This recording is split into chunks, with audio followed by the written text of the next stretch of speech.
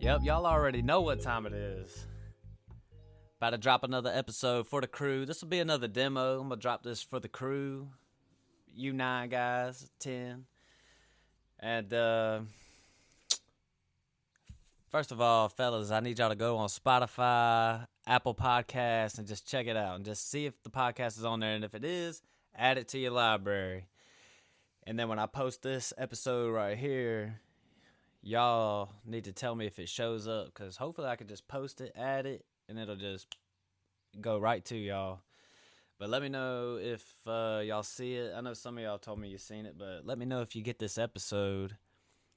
But today we're going to talk about, of course, the league again, but I'm going to get into our draft, at least the first round of it, and we're just going to go through it. I'll talk about some of the players, some of the landing spots, and then, of course, I have no choice but to talk about the trade that went down between Dunk, David, and Mike, the shenanigans that went on, and how it changes the landscape, and why Mike is, even though it doesn't affect the grand scheme of things, but Mike's shenanigans are laying under the radar because we're all looking at David being goofy. So I'm about to put David on blast today and just poke a little fun at Mike. And what else? Oh, and then I'll end it off. I'll make a confession, a fantasy football confession. I had a little FaceTime with John, and maybe I opened my eyes to see some things on this league. When he had me and Dunk right now down there at 5 and 6, he was being dead serious. I thought he was just playing around, but I think he had a good argument, and I'm going to tell you why. So let's just start it off from the top. We're going to start with our draft. We just had our rookie draft. We're starting it off from the top. I'll take a little look at the number one. Let's see. First of all, let's just get it right. Breece Hall was the clear 101. Everybody from here to, I don't even know, here to Washington knew that Breece Hall is the number one. My little baby girl, can't even talk yet, knew that Breece Hall is the number one. Everybody in our crew knew it, but I put this, I say this, we had Jordan Harris with the number one pick, and this guy, even though Breece Hall is a guaranteed, you never know what Jordan Harris is going to do. This dude has been wrong so many times. He eats the most tar out of anybody in the crew. I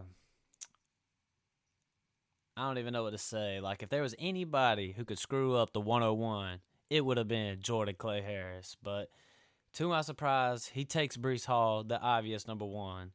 And there's a little theme that you're going to go through in the first round, a little theme, and you guys will all catch on pretty quick. It's that Jordan is picking pretty much every pick because the dude was so trash.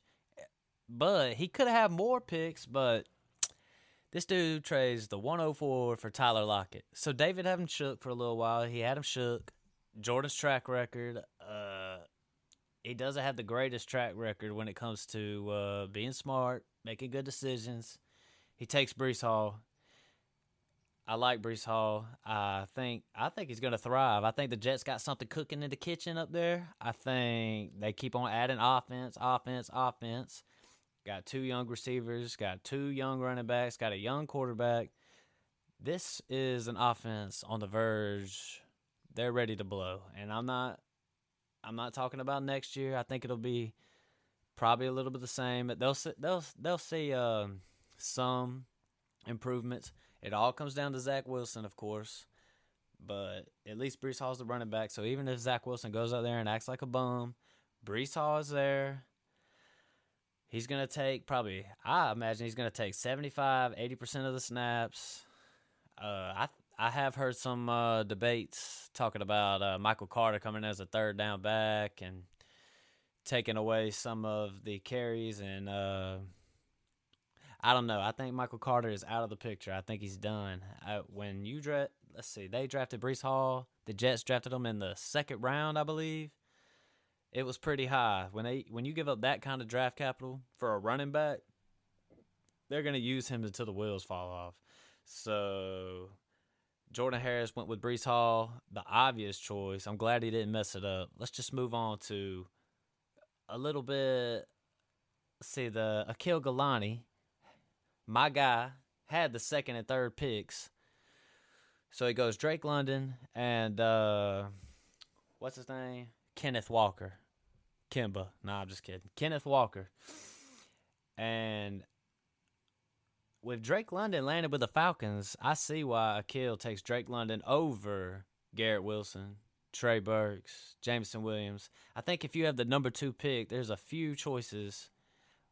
Before, I would say you would, let's see, Garrett Wilson and Williams probably be most people's 102, but I like what Akil did. He goes with Drake London. Drake London's with the Falcons, my Falcons. And this dude has no competition at the wide receiver position. None. He's going to be competing with Kyle Pitts, of course, a tight end. But at wide receiver, he's going to be competing with Auden Tate. I don't even know who that is. Like, who is that guy? And then Zacchaeus. Who is he? Just a bunch of bums. So it's like Drake London, the only receiver there. I mean, I like the pick. I would have gone with Drake London myself. I know Garrett Wilson was up there. We'll talk about him in a sec, but I don't know, man. Drake London being all by himself, I like the pick. Next was Kenneth Walker with a 103. Akil had to get a running back because his running back room, when you go out and you make a move and your big acquisition of the offseason is Chase Edmonds, you better grab a running back in the draft, and that's what he did with the 103. So I don't know how I feel about that Atlanta spot. You know, he's going to go to Seattle, and they're going to do, let's see. My bad. I was checking at my phone, looking at my sources. The Seattle's going to be a run-heavy offense for sure. So, you know, you got to think Kenneth Walker's going to get his carries. He's going to be competing with Rashad Penny, who had a good end of the year last year. I think I believe you're going to see a lot of Kenneth Walker this year. So, I like the pick. I think he's going to get a lot of carries this year. Only competing with Rashad Penny. They're going to run the ball a lot. So, Akil grabbing Drake London, Kenneth Walker. I like what he did. He had to address the running back position. He got Drake London, who I think was a pretty good choice with no competition. So let's just move on to Garrett Wilson because Zamil claims he got the 2 best wide receivers in the draft. So he got Garrett Wilson, I think, later in a trade with John against Jameson Williams. But Garrett Wilson at the 104, let's talk about this. I think he drops to the 104 because I don't know if I'm as excited about the landing spot. Like, he's going to be competing with Elijah Moore. Elijah Moore's going to be at the slot. They just added in a couple tight ends. So I'm thinking, depending on Zach Wilson's progression, he might just start hitting the slot a lot. I know a lot of people are down on Elijah Moore, but I think he might do all right, and I think Garrett Wilson's going to do fine. I would still take Drake London. I would take Treylon Burks over Garrett Wilson. But that's about it. Garrett Wilson was the obvious, number 1 wide receiver or number 1 or number 2 wide receiver before the NFL draft, and we got all these landing spots. So Zamil, he gets Garrett Wilson. It's not really much to say. We've already talked about the Jets with Breece Hall. They're loading up their offense. I think it's an offense ready to boom here. Maybe 2 seasons, 3 seasons, but it all depends on Zach Wilson.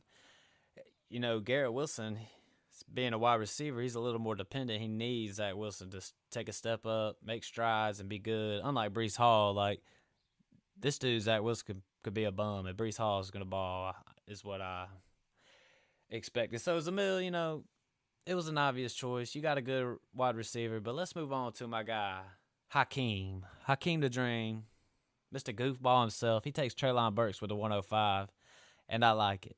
I think out of any of the players who are ready to produce right away, I think Treylon Burks has got to be up there at the top.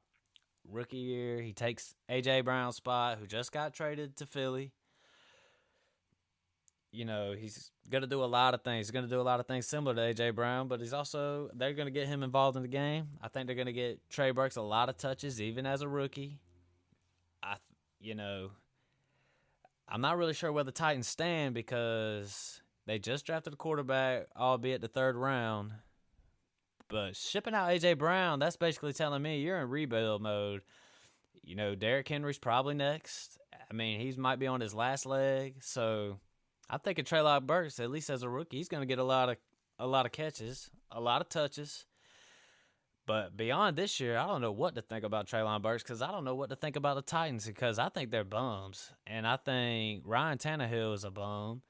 And we're just moving on from Ryan Tannehill. We're one move. The Titans are one move away from a full rebuild.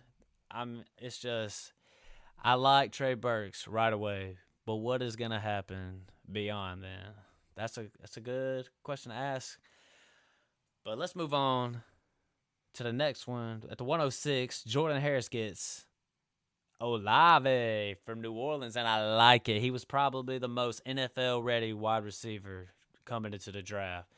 I know a lot of people had him ranked like 4 and 5, a little bit lower than some of these guys, but Olave is a good wide receiver. His route running is top notch. I think if he comes out in last year's draft, this dude is definitely if he ain't the number one wide receiver, he's the number 2. But he stays for his senior year, or at least another year, and his stock falls down just a tad. But Jordan, he adds Brees Hall. He adds Olave. So, he addresses the running back. He adds a wide receiver. I think Olave is going to do all right with New Orleans. I think Jameis Winston, famous Jameis, he's going to be targeting Olave a lot, I believe. But, with Michael Thomas coming back, he might cut into that. But Michael Thomas, man, they need to ship him out. This dude is done. I don't see him doing anything next year. I know Akil's holding on to him thinking, yeah, this ain't even a joke, y'all. When I was asking Akil about Kamara and Michael Thomas, Akil told me, looked me dead in the eye through a text message and said, this is what he said now. He said, Kamara is a top 3 running back and Michael Thomas is a top 10 wide receiver. I don't know where he gets that kind of information from, but Olave, he's the future. The Saints traded up to get him. They're going to get this guy the ball. I drafted him in a Superflex league. I like Chris Olave. I think he's good and ready to produce right away. Does he have the upside of some of these guys like Wilson and London and Williams? No. Even Watson, I don't even think he has the same upside as Watson. But I like Olave. I think he's good. I think he's going to do good for Jordan, who needs some production at the wide receiver. This dude has nothing. Let's just move on because this is where things get a little dicey because my brother drafts Jameson Williams with the 107, and I like the pick. He trades that pick to Zamil, one spot back, and Zamil offers him like a 2.5, something else. But he gets, let's see, Christian Watson. So John trades. Okay, so basically we have a trade for Christian Watson and Jameson Williams. So Zamil gets Williams. John gets Christian Watson. He gets the 205. And I like the trade for both because Zamil, he is pretty much in win now mode. Jameson Williams, he's going to be, I think if you're prepared to have a redshirt year, you need to be, you need to be prepared to have a redshirt year for Jameson Williams. This dude might not come back the whole year because he had an ACL tear in the national championship game, I believe it was. So John and Zamil, I think it was a good trade for both. Zamil gets the guy he wants. John gets a top wide receiver in this draft who's pairing up with Aaron Rodgers, albeit he's a rookie, but he gets a 2.5, and he needed some of that depth because John had no depth. But at least, he's got – now he got Leonard Fournette's handicap. Rashad White, I think that's who it was. Something White. But that's who John got. So I like the trade for both. So John at the 107. Well, let's just say Zamil at the 107 gets Jameson Williams. John at the 108 gets Christian Watson. But with that said, John, you got Christian Watson, but Aaron Rodgers has done nothing with rookies. He does nothing with rookies. It takes a long time to get in Aaron Rodgers' good graces. I don't know what you got to do, if you got to pat him on the back, be besties with him, but you want Christian Watson to be best buddies with Aaron Rodgers, have a connection, because if they start connecting right from the get, from rookie season, you're going to see this for the next 3 to 4 years, and Watson will be a steal. We might look back and be like, dang, I wish I would have took him at the 102 ahead of a lot of these guys. So let's just move on. The next one was Jordan Harris. He took, golly, see, these last 2 picks is Jordan. And he takes James Cook, who went with Buffalo, and then he takes George Pickens to end out the first round. And let's just start with Cook, because Cook lands in Buffalo. And I know there's like 2 other backs. So basically, I'm thinking Cook, I might would have went a different route. I'm not a fan of this James Cook deal. He's going to be sharing the load with 2 other backs still probably. But the thing is Josh Allen, he does all the carrying. He does all the running. Like, is he really going to be throwing James Cook the ball? Is James Cook worthy of the 109? I think his landing spot gets him up to the first round, but I'd pass. There's a lot more players I would have taken. I would have taken Sky Moore. I would have taken anybody else. I would have taken, let me just ask y'all, fellas. Do you take Spiller or do you take James Cook? I think I'm rolling with Spiller. What about Dameon Pierce? He's landed in Houston, no competition. Do you take Pierce or do you take Cook? I think I take Pierce. Cook would have slid down to the second round. I don't even think Cook goes in the. He might go late second round if Jordan don't pick him up, because I don't think any of these guys would have done that. Maybe they would. There's just a lot of other running backs I would have taken over James Cook. But, hey, you know what? Who can question Jordan Harris? He's had such a great draft, I look at his squad. James Cook's probably going to be catching the ball out of the backfield. So, hey, you never know. And then he ended the first round with old George Pickens. And I would have went Sky Moore. Again, I would have went Sky Moore. But George Pickens is with a stable franchise in the Pittsburgh Steelers. The thing is they got quarterback questions. They done rolled in Mitch Trubisky. They done drafted old Kenny Smallhands. And I'm just not sure where Pickens stands right from the get, and I don't know where he stands in the future, because I don't know where the Steelers stand in the future. Having quarterback problems can really doom your franchise. Like Miami, they just now finally found a quarterback after Dan Marino, and they still hating on Tua.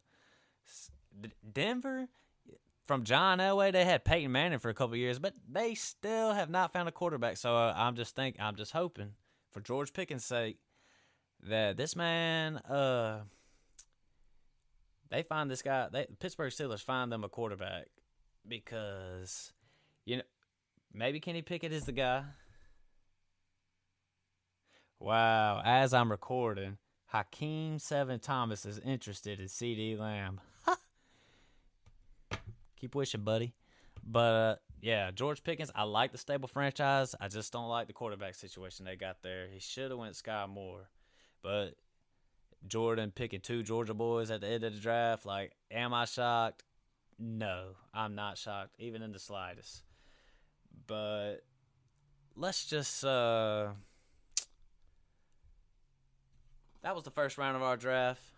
So I'll just go ahead and recap it real quick. At the 101, Brees Hall, Akil takes Drake London and Kenneth Walker at the 2 and the 3. Zamil grabs Garrett Wilson. At the 4, Hakeem, DT, David Thomas takes Treylon Burks at the 105. Jordan Harris gets Chris Olave at the 106. Zamil at the 107 gets Williamson. No. Why do I keep doing that? Jameson Williams from Bama. Man, real quick.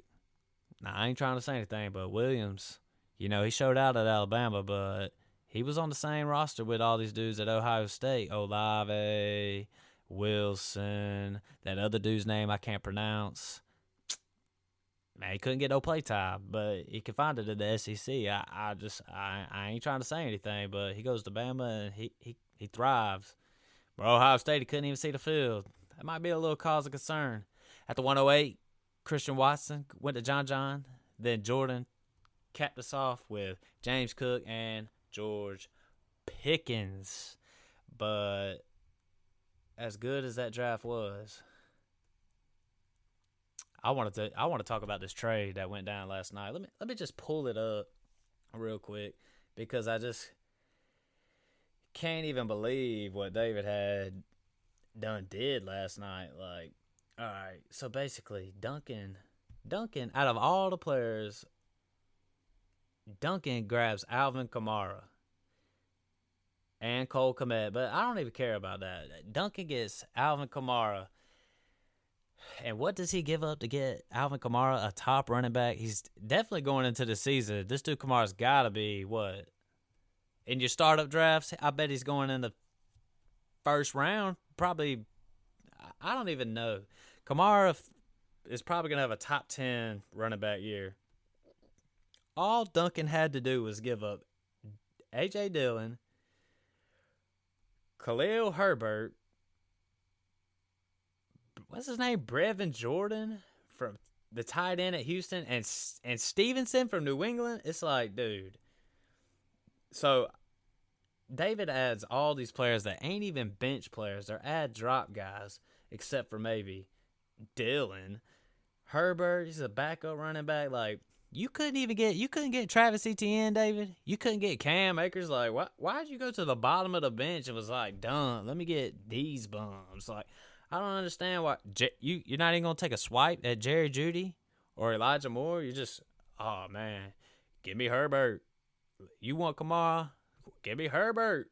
Nah, I just ain't buying it. It's just, I don't understand. It's like Akil said it best yesterday. I seen in a text, he said, David he makes his team look okay, and then he just goes and screws it up. Like, could have been said better. I don't understand. I had been giving credit to David all year. Not all year, but in the offseason. That David even inspired me to make that trade for Javonte Williams. Because what has David been saying all the time? I went and got my guy. Had to go get my guy. So with Javonte Williams, I go out there and I go get my guy. But then I look and I see David doing all this. I'm like, dang, is that what I'm destined to be? Like, I don't know where I rank David now, but he definitely dropped. He definitely dropped.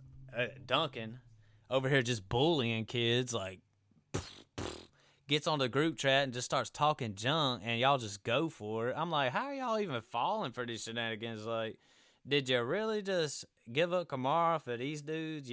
Are they startable? Is A.J. Dillon startable every week? I don't know.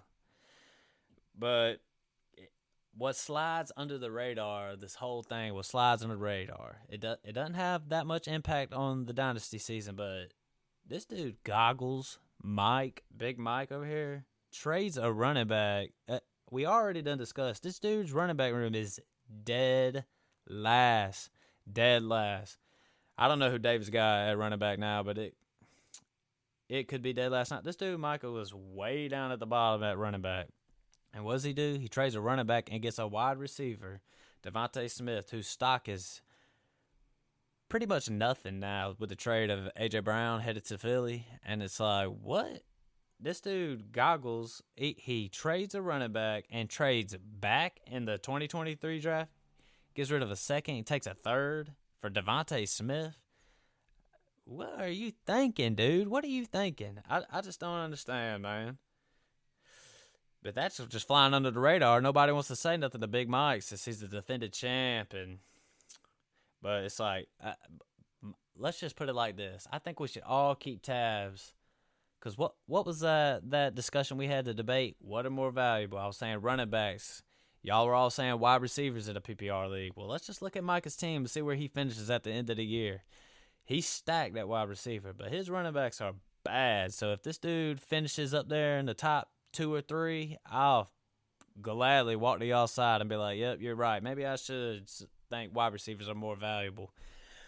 But I'll be keeping an eye on it. I'll keep an eye on it, though. So that's just what happens. I mean, this dude, Dave, I'm just looking at it right here. David lost Kamara, Kmet, and Smith. And he gained Harris, Dillon, Jordan, Herbert, a second-round pick, and Stevenson. Like, what in the heck? Somebody get this dude David a trade calculator. Dunk, if you don't mind, will you just copy the link to the Keep Trade Cut app to David and send it to his booty, and just let him get a clue, an idea what's going on here? Because good grief. But let's just move on to, I've addressed that crazy trade, but let's just move on to a discussion I had with John on FaceTime. And I can't lie, he had a compelling argument. We were talking about all these rankings. You know, everybody's been putting out their rankings except for like maybe David and Jordan. I know they ducking. But John had me and Dunk ranked at 5th and 6th. I thought this dude was just playing around. I thought he was joking. And this is before the Kamara trade. I'll keep that in mind. Keep that in mind, fellas. John was talking about how he looks at the projections for my players coming up the next season. Ain't none of my running backs are as high as his. So I'm just thinking my team is prepared for the dynasty. Like, I feel like John's is more ready for win now. I am sitting good in the future. Dynasty-wise, I'm sitting good. But as far as next year, John has convinced me, like, I might not be top 2. If I look at it objectively and I look at everybody's teams, we all agree there's a top 6 and there's a bottom 4. So I think I done switched up my opinion from, you know, I was up there like after I made the Javonte Williams trade. It was before Zamil. You know, he still had DK and Duncan's team. Like, I was way ahead of y'all at that point in time. Like, I was clearly the number 1. But then Melvin Gordon, you know, re-signed, so that just cuts into Javonte, and you know Zamil makes a trade, and he gets rid of DK. First of all, Akil, what are you doing? DK Metcalf is sitting there with Seattle, about to re-sign long term. This dude ain't never gonna have a quarterback. But anyways, Zamil ditches him, calls Big Brother up to help him out. Gets rid of Chase Edmonds, who was the big free agent signing for a kill of the summer.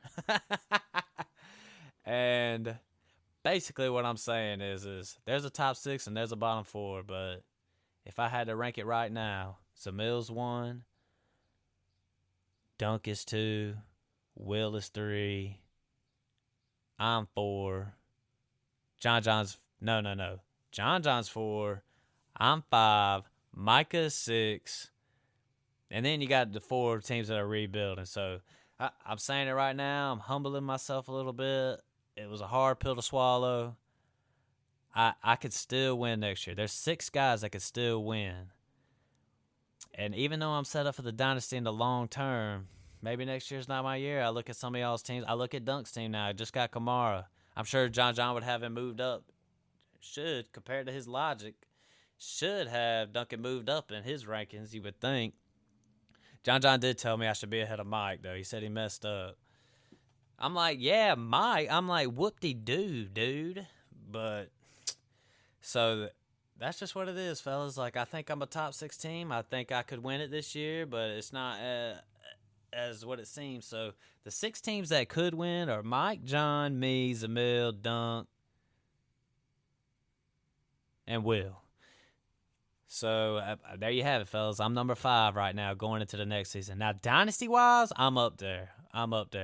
But coming into this next season, maybe John was right. I'm just a top 5, just a middle-of-the-pack guy. So, but will I win it all? Yes, because my GM skills are top-notch. Because who had a bigger turnaround in this offseason than I? With that said, I think that's going to wrap it up, fellas. Like I said, it's just another demo episode. This is specifically for y'all. I'm going to try to get some real content out there. Hopefully real soon. I got to get a logo. I got to make a Twitter. I want to try to get more podcasts rolling, more than just this fantasy. I want a college football one. I want to do a politics one. Get Jordan, my cousin P. Miller on there. Let him hop in that fire. I want to try to get y'all to help me out. My brother. I'll try to get him to do a little Bible study podcast. Like, get on there and read the Bible and talk about it. Give us a little sermon, brother. Help me out, fellas. Talk him into it. I'll get him a mic. So yeah, hopefully got a lot of podcasts on the way, and while y'all at it, if y'all don't mind, y'all hop on Twitch, check out my boy C Swizzy 23 for all you gaming people out there. The crew's #1 gamer, C Swizzy 23, streaming. Not sure what he plays. I have to ask him about it, but I don't really know nothing about that life. But with that said, fellas, if you find the podcast, add it. That about wraps it up, fellas. I'm out.